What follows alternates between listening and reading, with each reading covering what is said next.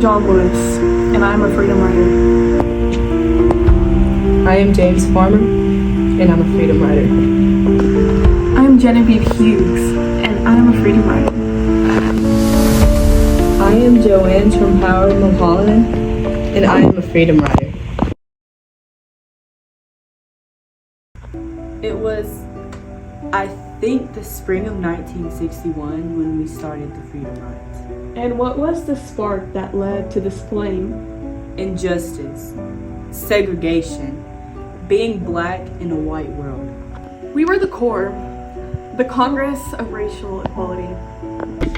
CORE was organized by James Farmer in 1942 to improve racist and discriminatory practices through direct, nonviolent action. There was two landmark cases that sparked the Freedom Rides. One was Morgan v. Virginia, the other was Boynton v. Virginia. Morgan v. Virginia ruled 7-1 that Virginia's state segregation laws on interstate buses was unconstitutional. Boynton v. Virginia overturned a judgment convicting an American law student for trespassing by being in a restaurant in a bus terminal which was whites only. The lack of enforcement of these so-called rulings forced us to act. The Freedom Rides were modeled after the journey of reconciliation in 1947. The difference between the 1947 Journey of Reconciliation and the 1961 Freedom Rides was the latter included women. The first Freedom Ride left Washington, D.C. on May 4th, 1961, and was scheduled to arrive in New Orleans on May 17th. We were a group of 7 black and 6 white Americans, and from there, we started a revolution. The Freedom Riders faced little trouble in the north of the South, but as they headed to Little Rock, South Carolina, difficulties laid ahead. On May 9th, in Little Rock, South Carolina, me and 2 other Freedom Riders were viciously attacked by a mob because of my attempt to use a white-only bathroom at Rock Hill Greyhound Station. There was a white officer standing by and looking, but he did nothing until I was bloody and bruised. But there was a win that night. We got to use the waiting room, the whites only waiting room. On May 14th, 1961, we arrived in Anniston, Alabama. I remember it was a Sunday and the worst day of the Freedom Rides. Led by the KKK leader William Chappell, a mob of around 50 people armed with pipes, chains, and bats started smashing the windows, slashing tires, and denting the sides of the Greyhound bus. Once this attack cooled down, the police escorted the bus to so-called safety. This safety was abandoning the bus outside Anniston city limits. After the police departed, more violence continued. All I remember was us turning to see a bomb being thrown through the window. We ran to the doors, but they were holding us in, hoping we were gonna die. We were just hoping for change. In that moment, I felt my life flash before my eyes. When the fuel tank started to explode, the cowards ran away, leaving us to perish. We roughly escaped through the windows and the doors, watching our freedom burst into flames. But this was not the end. This was only the beginning.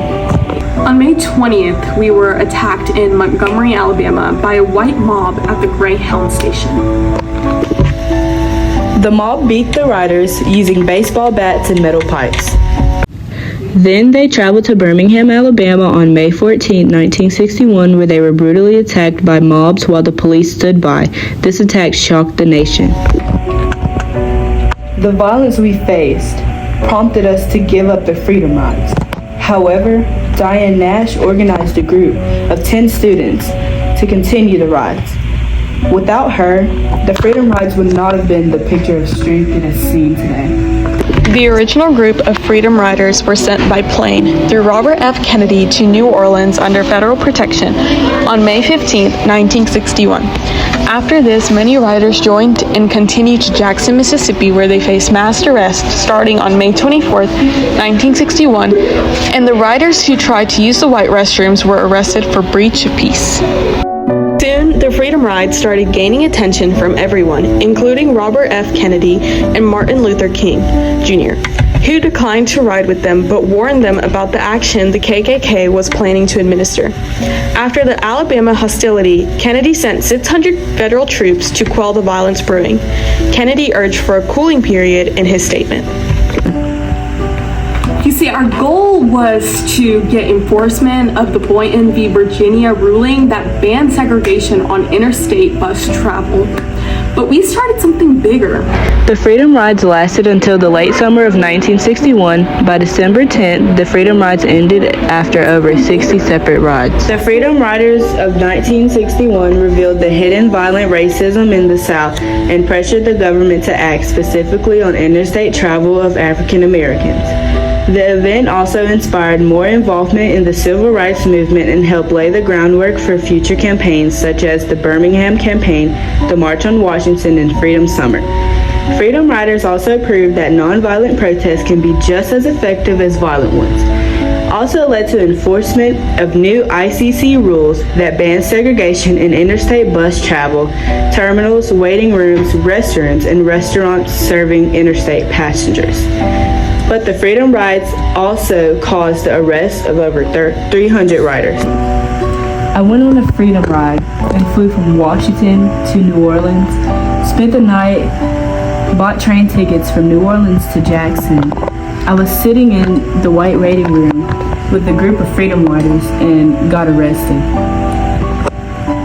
We rode the wagon to the police station, and as I got off, a policeman held out his hand to help me and said, "We don't want anything happening to you children." If I were black, that wouldn't have happened. And that thought has irritated me of 25 years. The Freedom Riders viewed themselves as fighters for justice and equality. Segregationists viewed them as dangerous agitators threatening the Southern way of life. The government saw them as a political problem needing careful handling, but later recognized them as a role for change. The media and public has viewed them as a symbol of courage for over 60 years.